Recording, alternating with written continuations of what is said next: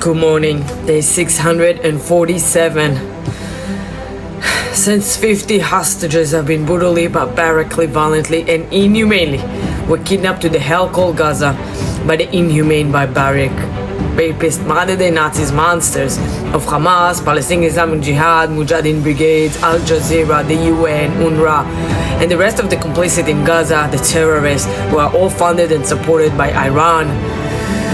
We are here every morning to demand from them to surrender and let all 50 hostages go immediately, at once. One phase, one bus, all of the hostages together on the first day of ceasefire. Theo agrees. Oh, there's no ceasefire. All hostages on the first day of ceasefire or no ceasefire. That should be the pressure from Israel and from United States on Hamas, on Qatar, Iran, and also Egypt.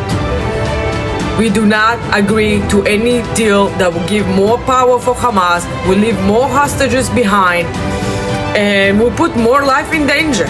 We demand a solution, a deal that sees all hostages in the first phase, and if not, continue with the war. That's what we want. That's what majority of people in Israel want. Do not listen to the liberal media in Israel who are very biased and are manipulating the polls.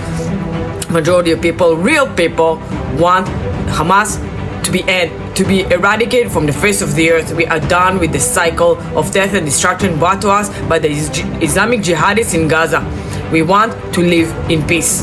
We do not want to continue having rockets shot at us and having the threat for another October 7 massacre.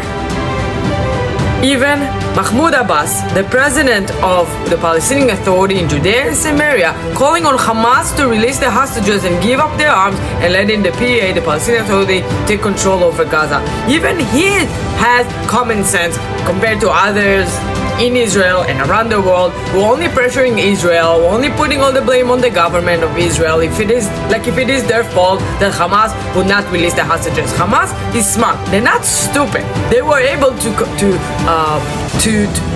commit this atrocity of October 7 on Israel with all of our intelligence, with all of our knowledge. They were able to almost bring us down to our knees. They will keep the hostages for as long as they can. You don't forget that they had one hostage, Gilad Shalit, for 4 years. 4 years Israel tried to negotiate with them, and then eventually when they released 1,000 terrorists in return for Gilad was released. The Hamas will continue to hold as many hostages as they can to prolong the situation, to give them the opportunity to stay in power and control. That's why they want also the humanitarian aid to go through the UN, because the UN and Hamas, it's the same thing. They need the humanitarian aid in order to maintain the control, to receive the funds when they're selling this aid that was supposed to be for free. No more.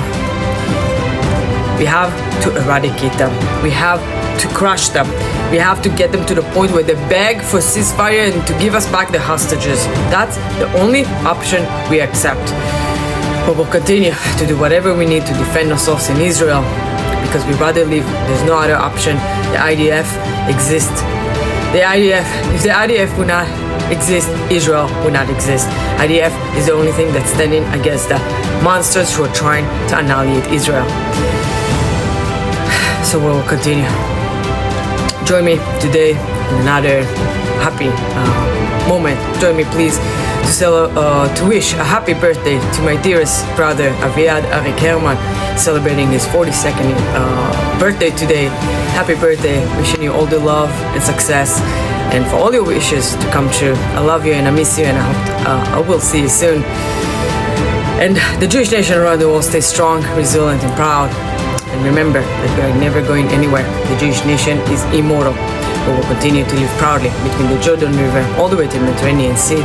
Am Israel will always be. Am Israel Chai forever.